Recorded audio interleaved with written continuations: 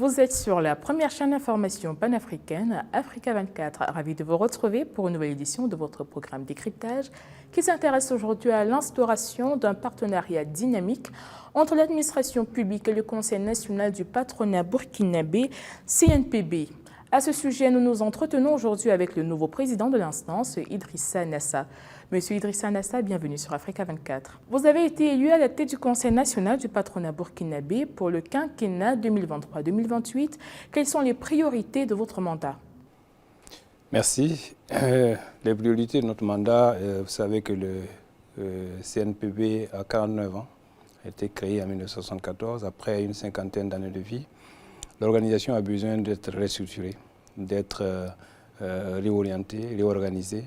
Et ça va être une de nos priorités. Nous allons réorganiser le CNPB afin de la rendre plus agile, à même de donner satisfaction à l'ensemble des acteurs économiques du Burkina Faso et à être dans des dispositions de pouvoir encourager les investisseurs étrangers à s'intéresser, à investir au Burkina Faso.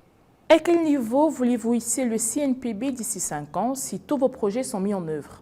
Notre objectif, c'est de faire du CNPB une organisation respectée et respectable, en la rendant, en faisant d'elle une organisation forte qui aura une grande contribution au développement économique et social du pays. Quel est le rapport du patronat avec l'administration publique? Avez-vous l'impression que les demandes des patrons d'entreprise pour l'amélioration de l'activité économique sont souvent suivies par les pouvoirs publics burkinabés et comment améliorer le dialogue public-privé? Les rapports sont bons.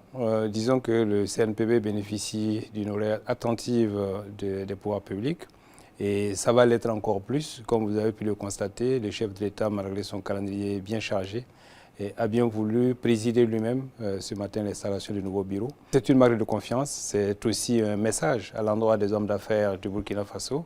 C'est une façon de les encourager parce que le chef de l'État est bien conscient que dans une situation de sécurité difficile dans notre pays, les chefs d'entreprise subissent également les effets de cette situation. Et il a voulu, à travers l'acte de ce matin, les encourager, les manifester son soutien et surtout les rassurer. Vous savez que c'est l'assurance qui commande chez l'homme d'affaires l'action et l'investissement. Si les hommes d'affaires sont rassurés, ils vont plus investir, ils vont plus développer l'activité et cela va contribuer à créer donc un ensemble de conditions favorables au développement du pays. Sur un autre plan, le Burkina Faso fait face à des défis sécuritaires avec notamment des attaques terroristes dans certaines régions du pays. Dans ce contexte particulièrement difficile, comment se porte le climat des affaires? Certes, le pays traverse une situation particulière, mais c'est aussi une situation d'opportunité. Vous savez, en toute chose, au lieu de voir le verre à moitié vide, on peut l'avoir à moitié pleine. Et aujourd'hui, il y a pas mal d'opportunités qui se présentent sur le monde des affaires et nous encourageons nos membres à investir, à renforcer leurs entreprises et à continuer de créer des emplois et à faire en sorte que le Burkina puisse compter sur les entreprises de façon endogène pour son développement. Aujourd'hui, comme vous le savez, l'économie est globalisée et chaque pays doit miser sur ses entreprises, les entreprises de son pays, pour pouvoir transformer son économie. Et c'est ce que nous essayons de faire au niveau du patronat. Ça va être notre cheval de bataille. Et donc, encourager les investisseurs nationaux à plus investir davantage, mais également attirer de nouveaux investisseurs pour qu'ils viennent partager leurs expériences et leur savoir-faire avec les Burkinabés et pour qu'ensemble nous puissions créer le développement pour nos populations. Selon des données de 2021 de l'Observatoire national de l'emploi et de la formation du ministère chargé de l'emploi, le secteur privé est le premier pourvoyeur d'emploi au Burkina Faso avec plus de 2 millions de salariés, hors secteur agricole. Il demeure également le premier créateur de richesse dans votre pays, entre premier contributeur fiscal et principal mobilisateur de ressources financières. Plus de 90% des recettes fiscales douanières, soit près de 2 milliards, proviennent des activités économiques des entreprises privées, selon le ministère des Finances du pays. Quelles sont les réelles statistiques du poids du secteur privé au Burkina Faso? Les statistiques sont claires, mais ce qu'il faut savoir, c'est qu'aujourd'hui, en termes de création de richesse, le secteur privé mobilise à peu près 90% des recettes fiscales du pays. C'est très important. Le secteur privé est le premier employeur du pays avec plus de 2 millions d'emplois. C'est important.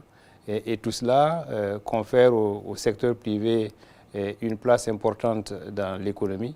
Et c'est une place que les pouvoirs publics veulent conforter et faire en sorte que tout ce qui est dédié, tout ce qui doit être fait par le secteur privé, que ce soit ainsi, et faire en sorte que nous puissions avoir des grandes entreprises. Il faut dire qu'un des objectifs de notre Conseil national du patronat, c'est de travailler à ce qu'il y ait beaucoup plus de milliardaires au Burkina Faso. Sous le leadership du président de la transition, chef de l'État du Burkina Faso, Ibrahim Traoré, le gouvernement a mis en œuvre des projets structurants et endogènes pour développer la production locale. Quelle est la vision du CNPB sur ses principaux plans de développement? Notre vision, c'est encourager la production locale. Accompagner la transition, c'est un devoir pour tous les chefs d'entreprise burkinabés, parce que nous n'avons pas de pays. Et donc, nous devons faire en sorte à ce que la transition puisse réussir, que la sécurité puisse revenir et que la quiétude revienne dans le pays, dans tous les secteurs d'activité, afin que la production reprenne. Aujourd'hui, nous sommes un pays qui importe beaucoup pour sa consommation et il est important que nous puissions produire alors que nous avons des terres, nous avons des bas-fonds, nous avons des zones agricoles que nous pouvons donc valoriser. Et il est important que ceux qui ont les moyens, ceux qui ont les capitaux puissent se décider à investir dans ces secteurs-là pour accompagner le mouvement et créer plus d'emplois pour les jeunes, créer plus de richesses et faire en sorte que le Burkina puisse s'auto-alimenter. Je pense que c'est important et c'est ce qui fait qu'au niveau du CNPB, nous avons mis l'accent sur cet aspect-là et nous allons encourager nos membres à le faire. Merci d'avoir répondu aux questions d'Africa 24. C'est ici que s'achève ce programme. Restez à l'écoute car l'actualité se poursuit sur Africa 24.